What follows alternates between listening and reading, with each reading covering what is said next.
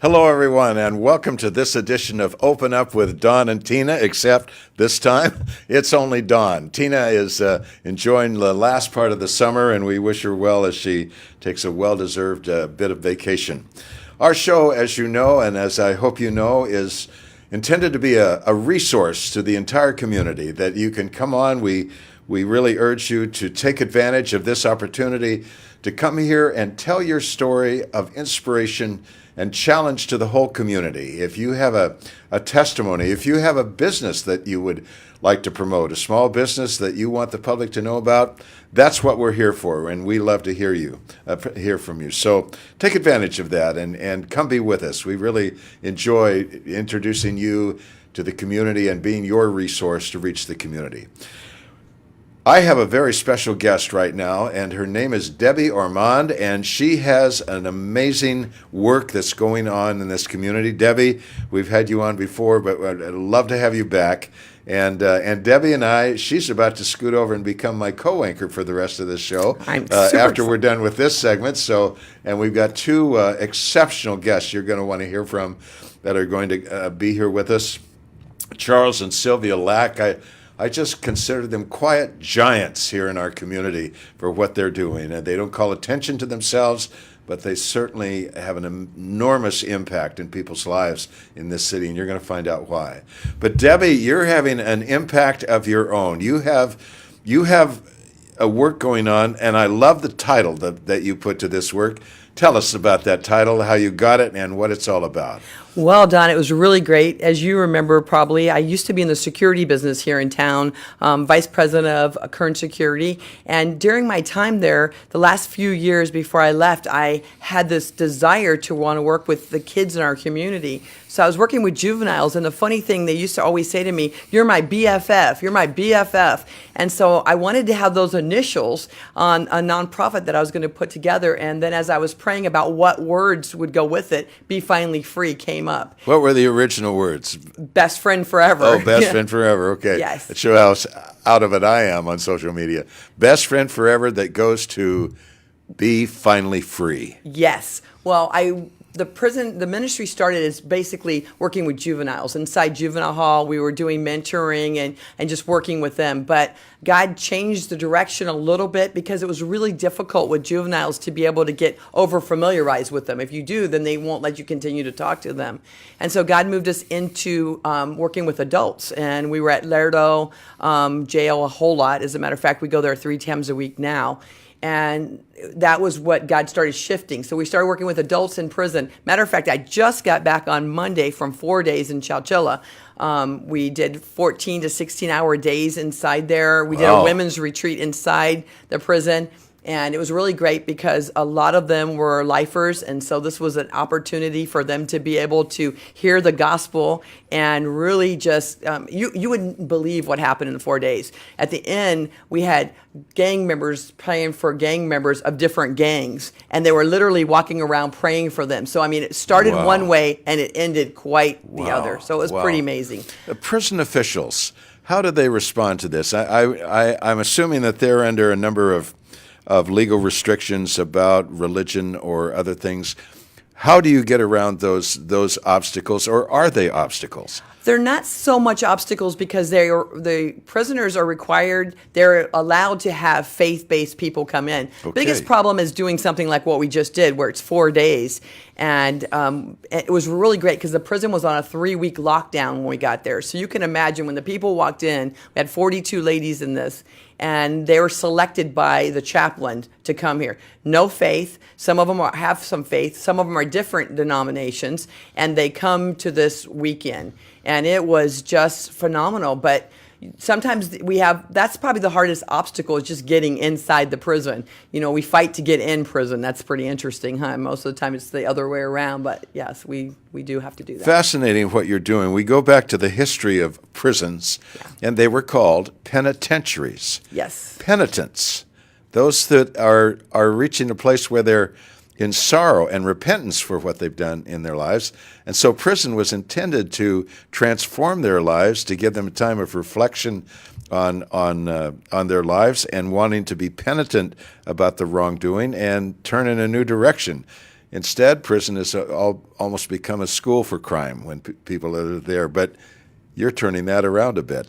Yeah, and you're right about that. Some people come in. Matter of fact, I met a girl this weekend that was lived in Westwood in a mansion and did one thing, made one choice that ended up putting her in from a mansion to prison. So, you never would expect that, but that's the thing, is drugs are affecting our community across the board. I'm a counselor also. We do counseling inside of our office, and, we have people from Seven Oaks to downtown. So, it's across the board where the drugs in our community are affecting, especially opiates. Mm-hmm. And so we're trying to do the very best we can in our communities, stop that, and also in prison for when they're coming out. Yes. We also work with the families of the inmates so that we can prepare everybody for when this person gets released back into the community. You mentioned something earlier about if you get too close to the young people during your time with work with juveniles, yes, that's not good or that's not allowed. What's that all about? That's not allowed in California. Now, other juvenile facilities across the country, it is allowed because I do travel and go to other facilities.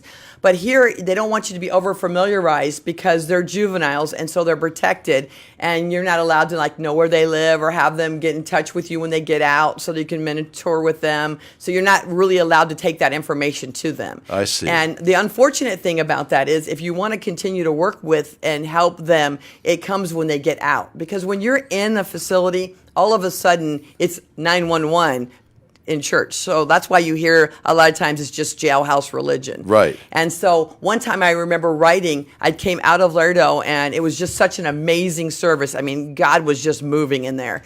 And I wrote on my Facebook wall, I said, this was so great. I wish I could bring all of you, and I have, 4,000 friends or something. Wish I could bring you all there because you would see what God is doing in there. And I said, but I'm sure some of you think it's just jailhouse religion. Right. But I'm sure God might think that when we walk out of church on Sunday. Absolutely, absolutely. I happen to be working with a group of men. There's about 8 of us, and most of the guys have been in prison.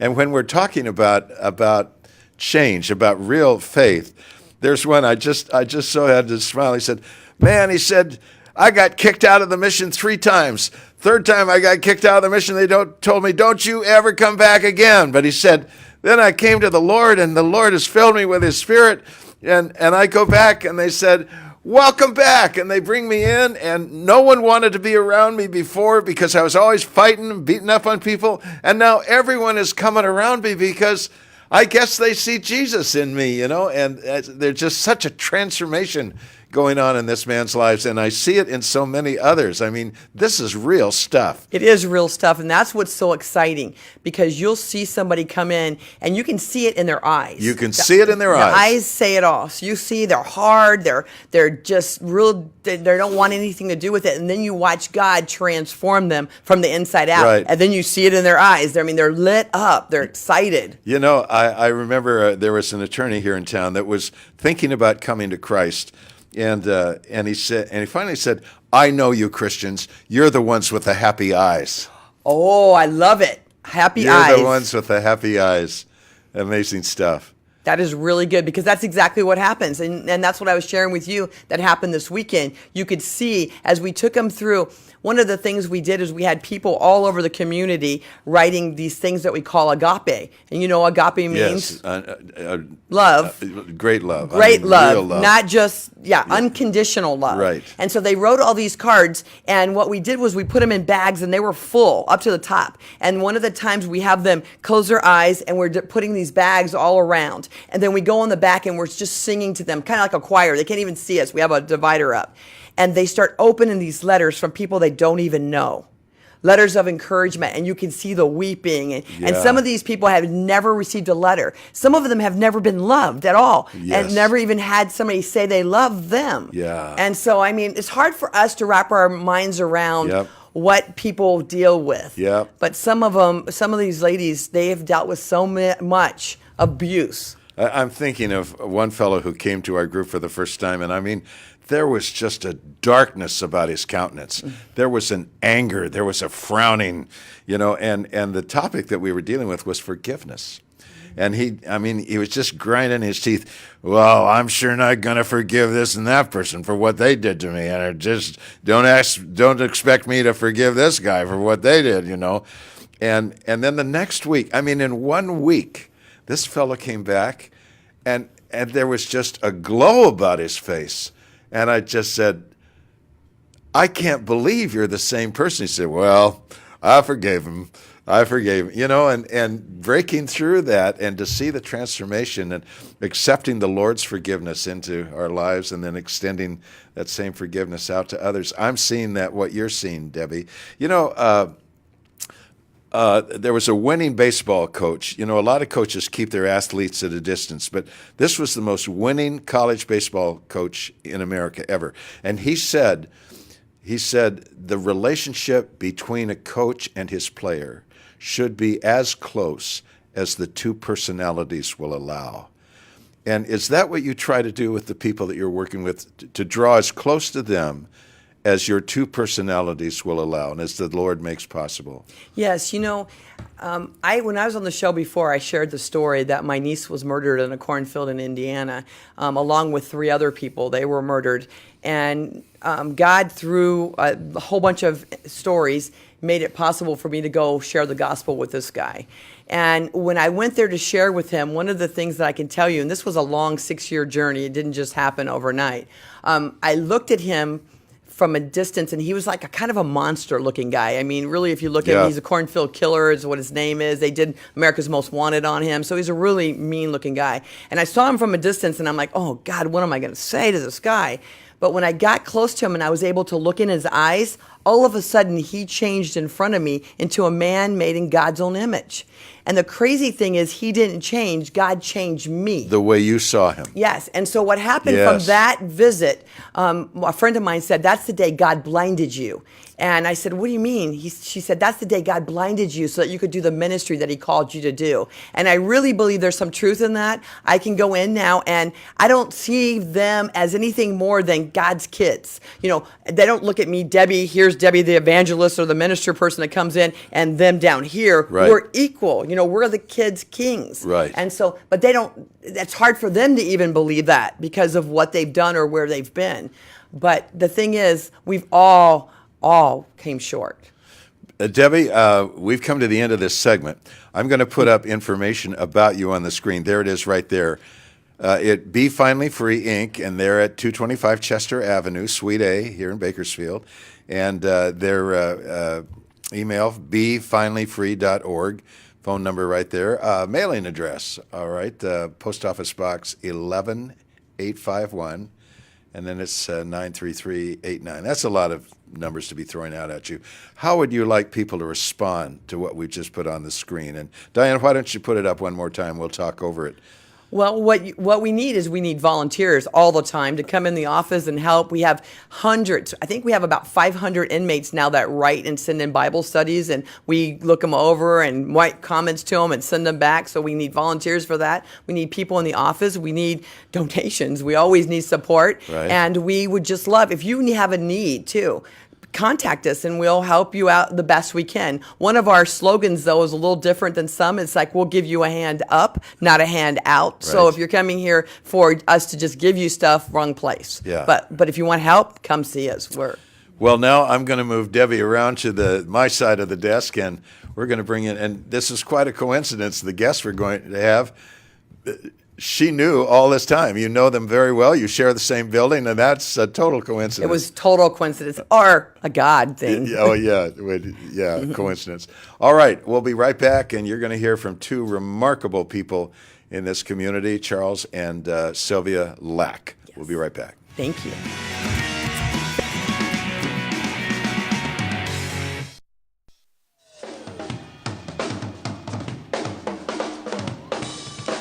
It takes a lot to be a great drummer. If you're willing to make the investment in your education as a drummer, you can improve and you can reach greatness. I've had the great honor and privilege of being a drum instructor for the last 35 years, and I have taught some of the world's most renowned young drummers that are succeeding in the music industry all over the world. And I've enjoyed teaching all levels and still do. It doesn't matter how old you are or how long you've been playing.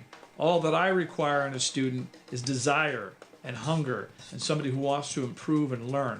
And I will be happy to share a wealth of information that will help you develop all the skills it takes to improve as a drummer. So if you're ever in the Los Angeles area and you'd like to study with me in person, reach out to me. I've just set up my brand new home studio.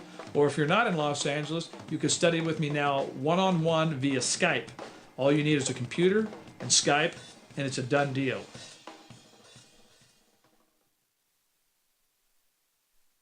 Hi, I'm Tina Miller of Open Up Live. I'm here with my friend Shantae E. Brown. Hi, I'm Shantae Brown, and I am a television producer and author of these amazing books. And I am telling you, every Thursday, I am inviting you to watch Open Up Live every Thursday, 10 a.m.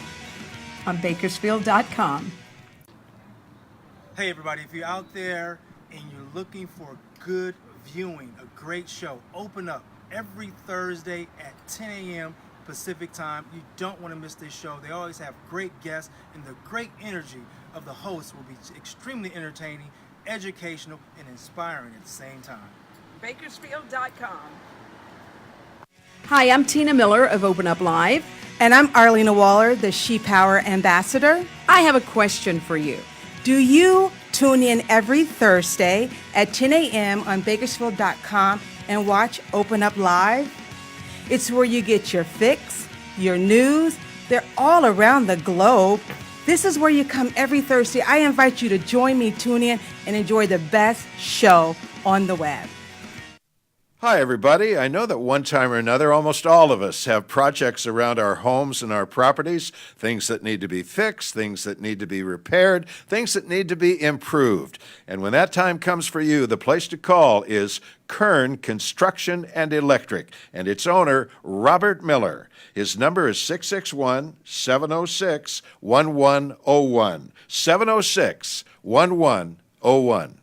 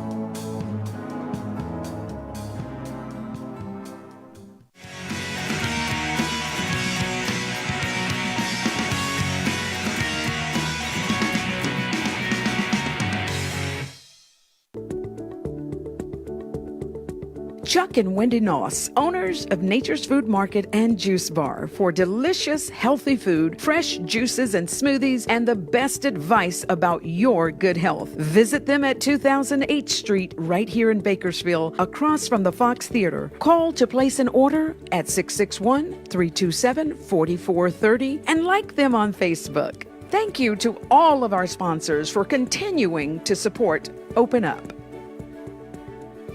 You were arresting me. Ah, we're back. I'm Don Clark. And I'm Debbie Ormonde. And Debbie is sitting in for Tina, who is enjoying a little bit more of the summer. And so we wish Tina all the best. Something Tina called in and said, I want you to be sure and mention this.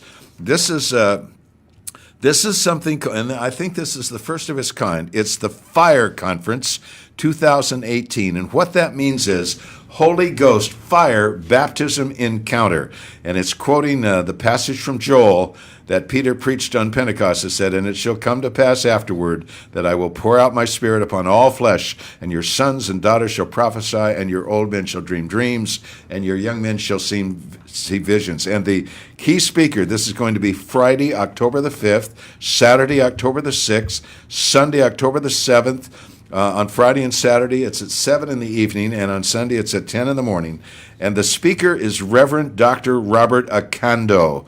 And we have had him here on our set, and I'm telling you, this man exemplifies fire in a man, and his lovely wife, and the Apostle Magnus Mosere, and the co-host, Pastor Mosere, came from a village in Africa that was entirely Muslim. Wow. His entire family, he grew up as a Muslim, but Jesus Christ reached out to him. The Holy Spirit grabbed him. He has come to Christ, and by the time he was done, his entire family in that village had come to Christ. Wow. They built a church right next to the mosque, and the mosque accepted it because there were so many healings going on at that village that they could not deny the power of the Holy Spirit, and so they accepted them into their ranks. And he is, we send missionaries to Africa. Well, God has sent this missionaries to America, this missionary, and I'm telling you, he is just filled with God's power. And I'm going to try to attend as much of this as possible because Tina and I, after our interview with him and his wife, just walked out of here on fire. I mean, he was such a remarkable man. But That's exciting. And you're right. We do need missionaries to come to America, so that's awesome. Debbie, I'm going to let you introduce our guests because you know them. So go ahead. Oh, what a funny story this is. I'm going to tell you real quick. When Tina asked me if I would do the co-hosting, I'm like, oh, sure. And then she told me the guests are a pastor, Sylvia and Charles Lack. And I said, you got to be kidding me, because these two are so special to me. And not only are they special to me, they're also ministry partners with me. And she had no idea. And I mean, because of them, I have a place to park my ministry. Thank you. So it's so great to have them here. It is such a joy to be here. Thank you for inviting us. Sylvia, come right up to the microphone. These aren't the best of microphones, so you need to kind of talk right All into right. them. Yeah, we are happy to be here. I'm blessed. Tell me, I've known of your work at the margins for a lot of years. Take me deeper into what you're doing right now and what that work has become in our city. Well, we began actually in the building that we're in now. We began about 25 years ago. Mm-hmm. And we just felt like when God first called us into ministry, we started with 8 people. Mm-hmm. And just three of which were my mom, or 4 of which my mom, my dad, and our kids. and we actually, when we prayed, we said, Lord, we'll start one church, and you either bless it or not, and that's all we're going to work was that one church, and that's where we've been all these years, mm-hmm. and with Vessels of Honor, and so we started. And we were doing work out of town. My husband was an electrical contractor. And we were working out of town, and we came home 2 weeks before Easter. And so I asked some family members and some friends, where are you going to fellowship? We're not tied into a church right now because we've been working out of town. And, well, we're not going. I said, everybody goes to church on Easter, even creasters, people that go on Creasters. Christmas and Easter creasters. And so they said, well, we're not going anywhere. So my husband had graduated from Azusa Pacific University in Bible college and had his degree. So I convinced him, well, will you do a sermon? And then at least my family will be going to church on Easter, and then we'll find somewhere to go. My remark was, I think I've got at least one sermon in me. Because I think if the Lord would have said, I want you to go into full-time ministry, because I had a successful business, electrical business, and I think it just would have kind of freaked me out. But I love the way the Lord sometimes Led you into it. leads us instead of pushing us. Describe that process. Here you are. You're a success. You don't see yourself as a sermonizer. No. And yet something drew you, something called you. Describe that for us. Well, I've really felt the call of God in my life when I was 12 years old. Yeah, Wow. both of us had an early And call. but going through life, things change, and you make a lot of mistakes, and you feel like, well, maybe I miss God. But the Bible says that the callings of God are without repentance. That means, no matter what you go through in your life, God's calling is still on you. And so, in just And gradually, may I ask, and feeling that, is that a kind of a nudging? Is it a nagging? What is it that you identify as that calling? I think it's an assurance in your spirit that is beyond argumentation. You just can't argue against it. You can't explain it. Right. It's not something you can explain to someone, but it's just an assurance that this is exactly what God wants me to do. I know it sounds crazy. I know I shouldn't be doing it. I quit the electrical. I got out of it. I went to Bible college while I was in the midst of an electrical apprenticeship, and nobody does that. And when I came back, they welcomed me back into the apprenticeship. I finished. And mainly I finished because my dad, when I went into ministry, my dad said, and he wasn't saved at the time, he said, well, you're just going to throw your whole career away. There you go. You're just going to throw it away. And I said, Dad, I promise you that I will finish what I started. And so when I came back, and the Lord has used my ability as an electrician through the years. Yes. It is We when we first started. wouldn't have the building we have now. Especially in the building we have now, Right, right? because he's remodeled always the whole working. thing. Yeah, God really blessed us with a 3-story, 36,000 square foot building, and it was in need of repair and a lot Nothing of had work. been done since the early 60s. And so we've been remodeling for 25 years, Right. really. But it's been a blessing. So I asked him, I knew he'd been, when we married, I knew he had been an associate pastor, he'd been a youth pastor. But I said, will you do a sermon, and I'll invite my family. And he said, I think maybe I've got one sermon in me. And so we went down to Best Rents and rented chairs for 50 cents a piece. My uncle had a little strip mall on South Chester, and he had an empty office. How big was that? It was about 12 by 15. Yeah. It was smaller than our platform that we're on now, just on our church. And we set up those chairs and made a little tiny 5-inch platform, and my uncle had a couple of oversized chairs, leather chairs that he put up there, and the pulpit rented for $3. And I remember that. Wow. that's how we started. And so we preached a sermon, and everybody said, we said thank you for coming, and prayed, and people said, well, are we going to meet here next week? Wow. And my husband said, well, I think I got one more sermon in me. And we did one more sermon for a year. And one of the ladies that had started coming said, I think maybe God is trying to tell you that he's doing something here. And after a year, I think it would be good if you incorporated. Yeah. And so we did. And that was 85. We had Easter's kind of our moed. Moed is a Jewish term. It means an appointed time, a specifically appointed time that God appoints. Easter's been that, and that was our first service was on Easter. We were there at my uncle's a year. He said, as long as you're here, as you can have this place for no charge until I rent it out. He didn't rent that out until 2 weeks, a week after we left, and he rented that building out. So we were there a year, and we were trying to find somewhere else to go.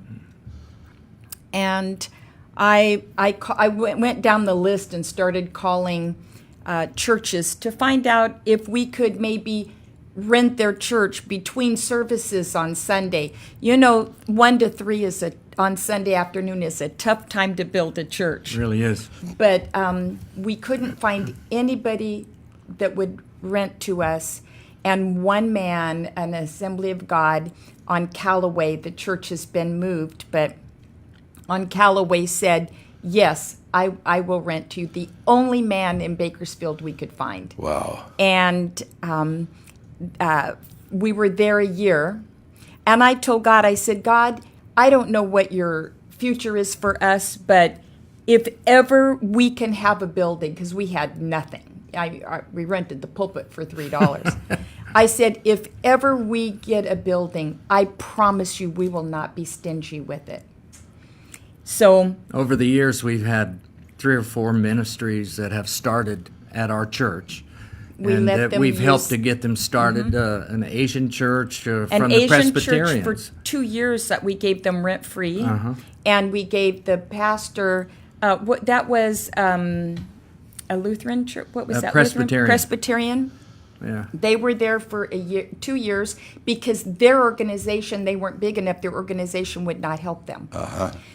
So we had them. We had 2 Hispanic churches, one Baptist, one Pentecostal. You guys are an incubator. We really, yes. We had like a that. non-denominational. And then when Be Finally Free was looking for a place, we had one of our offices facing Chester open up. And so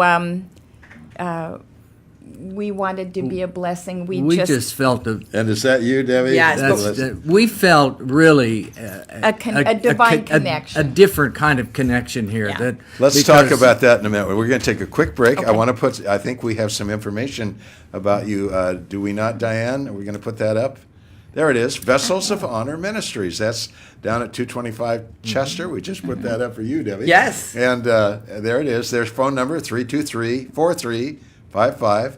And then vesselsofhonor.com. Vessels of Honor. So, Vessels of Honor Ministries. Ministries.com. Did we get that wrong? It was incomplete? I believe it's Vessels of Honor Ministries. Vessels of Honor Ministries. All right. All right. Either way, check both. You'll find it. All right. Just look at Chester. Quick break. Be right back. Okay, so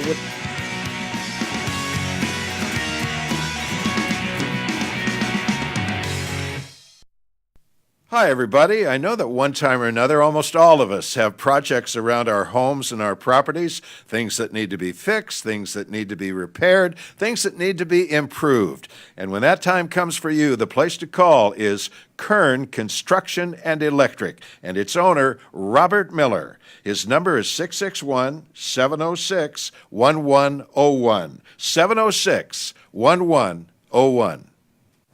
Hi, I'm Rob Eckno, professional pitchman, author, and adventurer. As you can imagine, my job takes me on the road quite often. The great news is I never have to miss an episode of Open Up Live with Tina and Don because they're on every Thursday morning Pacific Standard Time on Bakersfield.com. And the great news is you don't have to miss them either. Take them wherever you go. Bakersfield.com every Thursday morning at 10 a.m. Pacific Time. Open Up Live.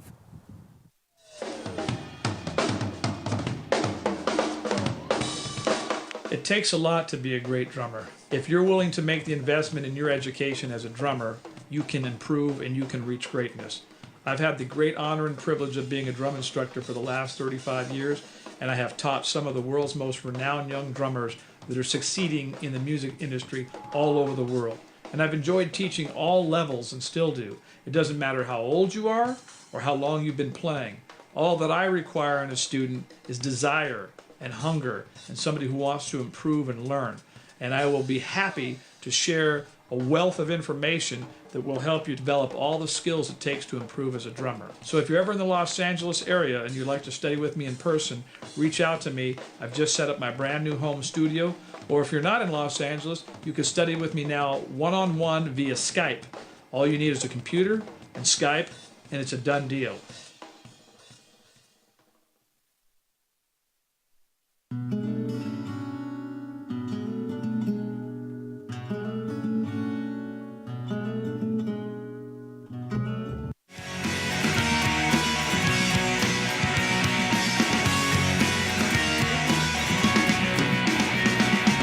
Welcome back, everybody. I'm Don Clark, and filling in for Tina Miller is... Debbie Ormonde.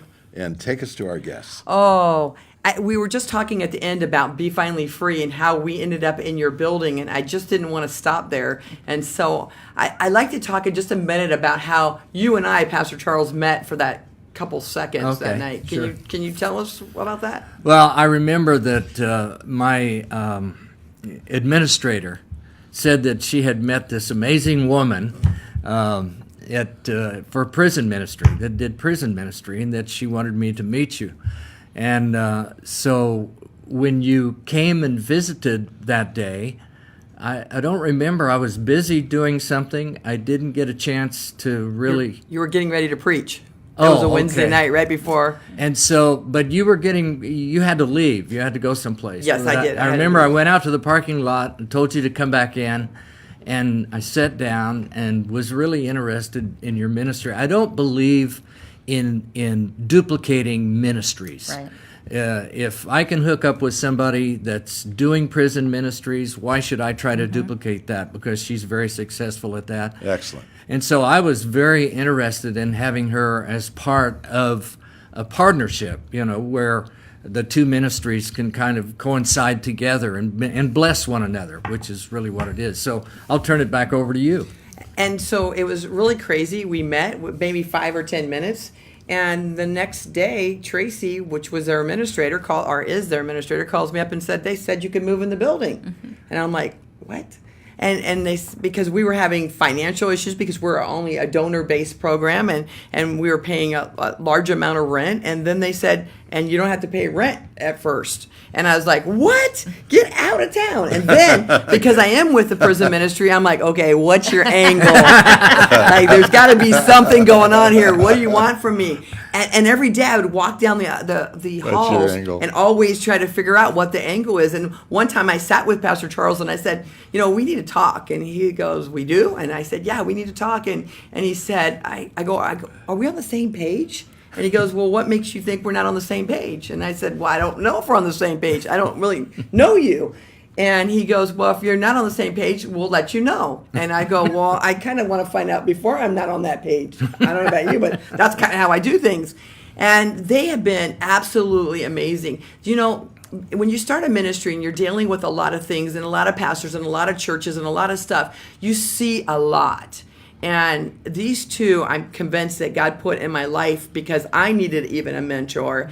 And I've never had that in my life ever. And they became that to me. Pastor Charles and he'll listen to me. He's my sounding board some days because he's in the office. And then I get to watch him do things like try to fix something and the whole ceiling comes down and it's raining full time in there, and see how he handles that in such a godly way. Like he's not throwing the boards and cussing anything out. And it's amazing. Because they are real examples. They're the real deal. The real deal. The real deal. The real deal. Debbie, your remarks, I just have to pick up on it briefly. The man who founded, or at least took the prison guard union to become the strongest union in California. He was in Army intelligence and, quite a savvy guy.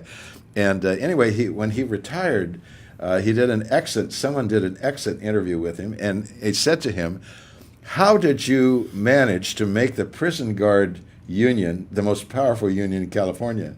And he said, really, it was quite easy. He said, I just treated California's lawmakers exactly like I treated the cons. Oh. He said, it's the same games, the same manipulation, the same mindset in our legislature as inside prison walls Wow. with the inmates. That's sad, but I real believe true. it. I believe it, and you start realizing that is a game that people play all over. And so when they were so nice, I was going, okay, I've not experienced this with literally nothing. They didn't ask for anything, and it still blows my mind. Just like us being here together today, how amazing that is.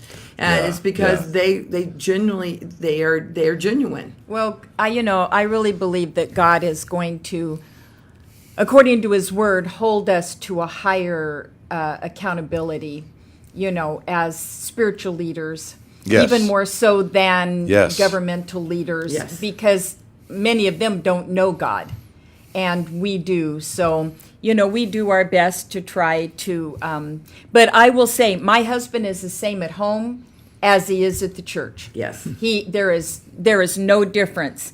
A lot of times when people are at church, they put on their church face and their church voice, and then when they get in the car and go home, it's not the same. But this man asked me, he said, when he asked me to marry him, if you'll marry me, I'll fill your home with love and laughter. I promise you that. And he has kept his word.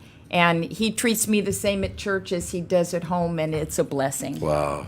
Well, that I could afford, the love and laughter. Yes, yes. But they're so funny. Like, even when they were walking in, I saw them from a distance, and they're holding hands, walking down the street. It's beautiful. And so I had to yell out and do a cat call to them, real loud. And they're looking all around trying to figure out what's going on. And that was. Married how long? 35 years. 35 years. 35 years. I'd have missed it by 1 year, but that's Now, pretty close. Sylvia, I have to make a male comment here. Anyone who thinks that a Christian woman, a woman who truly follows Christ, has to be dowdy or wear a gunny sack. You were just the epitome of style. You've got a great, thank you. a great do, and your nails are great, and you're just such a fashionable, attractive woman. How tell us about that part of your life? Well, I believe that we are an ambassador for Christ. And as an ambassador, if we were an ambassador for our president overseas somewhere, we would not want to be caught not looking our very best. So a lot of people dress their best for Christ during church times. But, I try to dress my best to be not just an example, but to, be an encouragement that, Christ is a loving God. And I think that we just ought to look our very epitome of what God is in our life. And Charles, you must be very proud of this woman to have her on your arm. Are you kidding? We pastor as co-pastors, and which has made our church, I think, successful of the fact that we both carry the same, kind of We're both licensed and ordained. word. I would not want to try to be in ministry without Sylvia.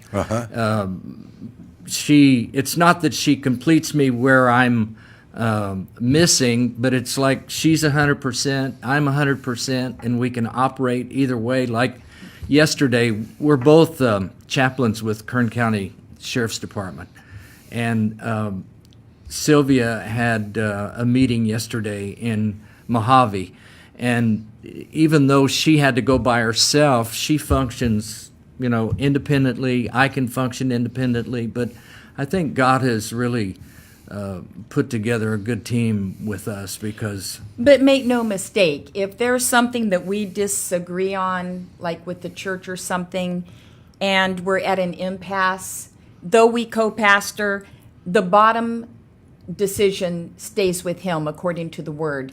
And my job is not to pray, well, when that doesn't work, you should have done it like I did, and I'll say I told you so. No, my job at that point is to say, God, that's your man. He made the decision, so bless it, and to pray for success in that. Wow.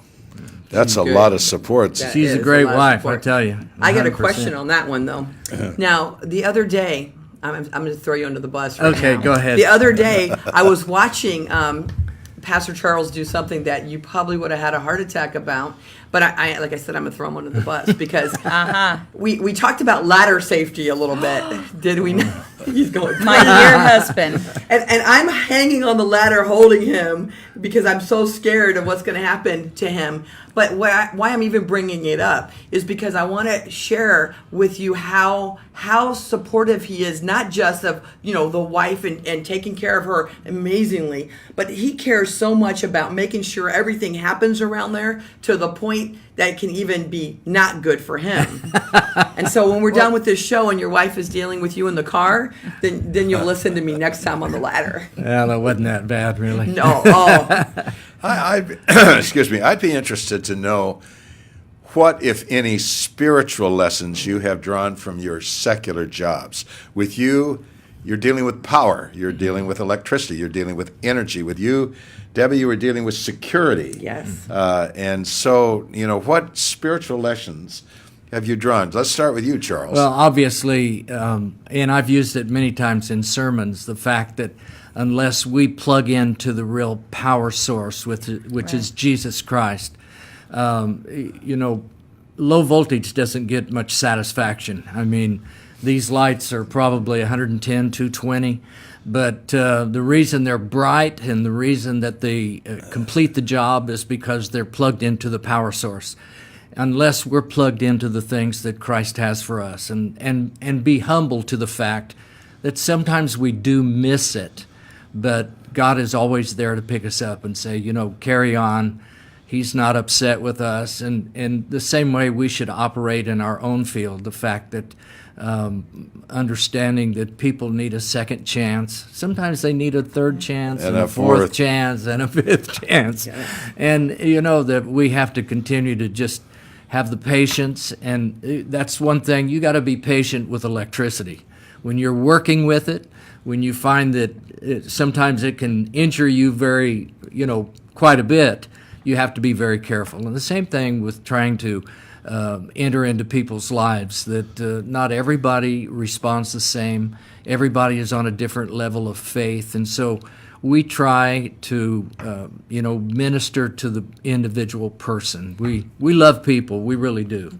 And we have a congregation that is very diversified, ethnicity-wise and job-wise. One time we were laughing. We had a vice president of one of our banks was sitting next to a man who had been in prison for 10 years for bank robbery. Yeah. But he was redeemed, she was redeemed, and our church, we're blessed. Our church is full of loving people who love each other. All nationalities. It's kind of what it's going to look like in heaven. Yeah. I believe think so too. Yeah. Let's take a quick break. Let's put your information back up. There it is, Vessels of Honor Ministry. I think we want to focus on the phone number at this point. It's 323-4355. 323-4355. And wonderful people to be part of. Yes. We'll be right back. Quick break.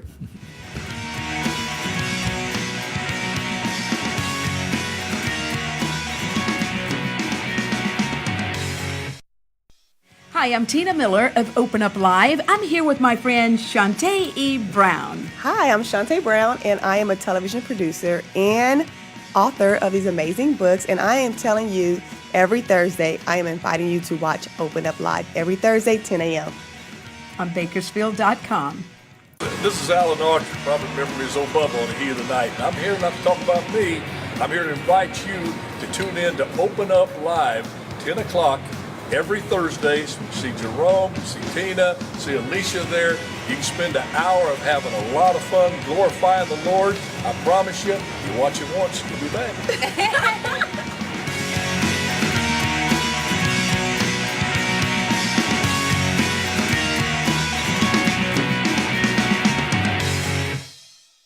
Hi, I'm Tina Miller of Open Up Live. And I'm Arlena Waller, the She Power Ambassador. I have a question for you. Do you tune in every Thursday at 10 a.m. on Bakersfield.com and watch Open Up Live?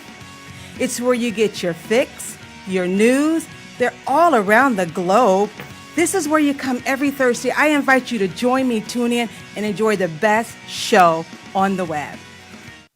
Hi, everybody. I know that one time or another, almost all of us have projects around our homes and our properties, things that need to be fixed, things that need to be repaired, things that need to be improved. And when that time comes for you, the place to call is Kern Construction and Electric, and its owner, Robert Miller. His number is 661-706-1101. 706-1101.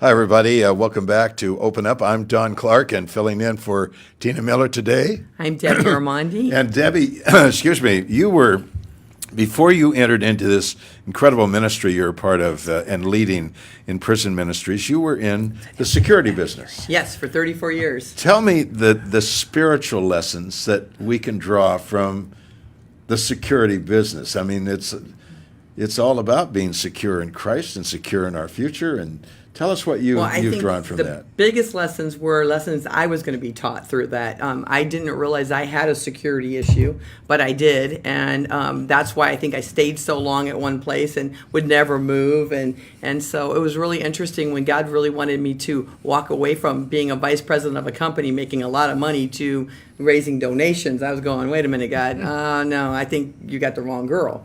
And that was all part of security, knowing that even though I said I trusted God, no, I don't think so. Trusting God, when I walked out the door, I thought I had some faith, but I really started learning that was just the beginning of what I was going to learn over the next 7 years.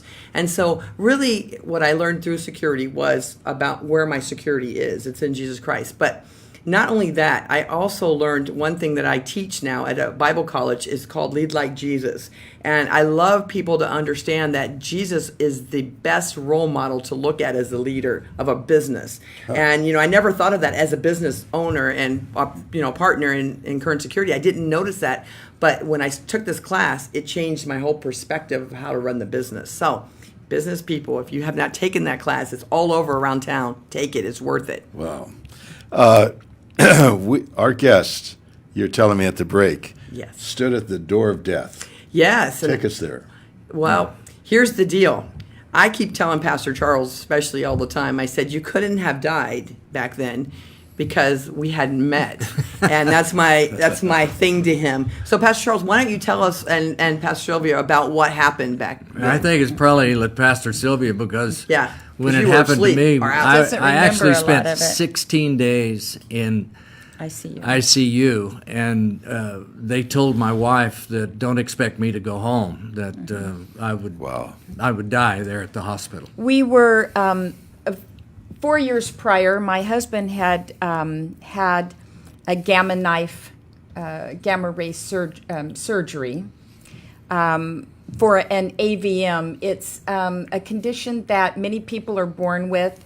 It's just some blood vessels that kind of are conglomerated together like a little spider web. But 4 years before that, he had a small bleed. So they did this surgery, and they had to wait at least 3 to 4 years before they found out if what success the surgery had. So we were in LA for a routine MRI, and the only thing driving down south, the only thing we were talking about is where we were going to have dinner that night. And I guess that's why the scripture tells us we need to say, if the Lord be willing, because he didn't come out and didn't come out and didn't come out, and I called back several times, and finally 2 physicians came out, 2 surgeons, and they said, we've had a slight problem. The technicians that administrated the dye that would make contrast to look at the films either put too much in at one time, or they got too close to the bleed and it broke open again. So instead of just taking film, they caused a second bleed, which was much worse than the first. At first, he had a severe headache, so they gave him medication to try to control the pain, but no amount of medication they gave him helped. One thing I want to mention here was my wife, she called everybody around the world to pray. So I encourage anyone that is dealing with any kind of, stress problem or anything, get people praying. Yes. I mean, not to try to hide it or anything. And I mean, you had everybody that you could imagine praying. We had our friends in Guatemala, in Britain, in Africa, Monsignor Craig, who He shares. was in Rome at the time. Yeah, and he said, I've got 16,000 Catholics praying, get those Protestants going. And what was so amazing too about that is Tracy was the chaplain at Lerdo, which is their administrator, and so she was at the office, and then she left when this happened, and she never came back. And she has this big 8x10 picture on her desk of these two, and I thought, it's really strange that this girl has a picture of their pastor on their desk, and now she's gone with this pastor and their family down there, and she doesn't come back to work. What a strange thing going on here. I'm very suspicious of everything, as you heard earlier. And then after meeting him, I understand why. Well, I called her and I told her what had happened. I said, we're going to be here at least until Tuesday. That's what the doctors had told me. So we live one house away from each other. So she went down, gathered my makeup and some clothes, and got one of our. Now I'm in a coma. I know nothing that's going on. At that time, you hadn't gotten completely into a coma yet. You were hurting, and you didn't know much. But actually, don't remember it at all. Our elder, one of our elder couples, elders in our church, Daryl and Kim Long, packed up also, came down with her. We've got 3 minutes. Oh, and so anyway, everything got bad to worse. They over-medicated him. His kidneys started to fail. The Doppler machine said the guy came in every day who was not a Christian and said, it's worse. Doctors came in, and finally the coma he was in for almost 2 weeks, the only thing he responded to was a hard chest rub, which is the last thing that you respond to before you die. And the doctors came in to tell me, and Tracy had some preaching faith. On healing. On healing. And the doctor came in and said, what's all this noise? She said, it's not noise, that he's preaching. Faith comes by hearing, and he needs to hear his words about what God says about him. And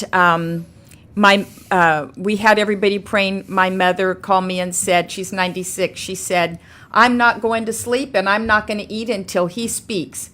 And I'm thinking, dear Lord, I'm going to have her to deal with too now, with him. That night, he went, there was a suddenly.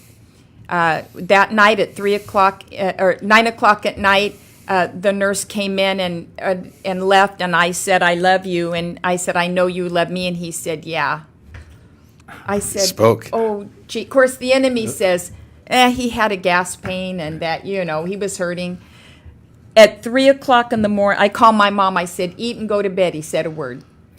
3 o'clock in the morning, the nurse came in. He had a tube in his... 1 minute. Okay. Had a tube in. And she turned him over and he said, what are you doing? What are you doing? And she said, do you know what your wife's name is? He said, Sylvia.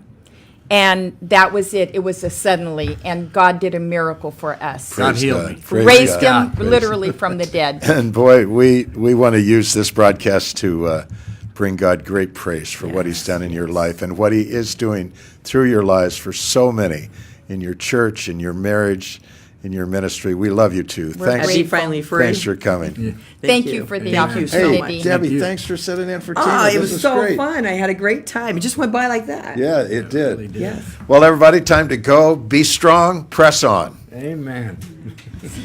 Yes.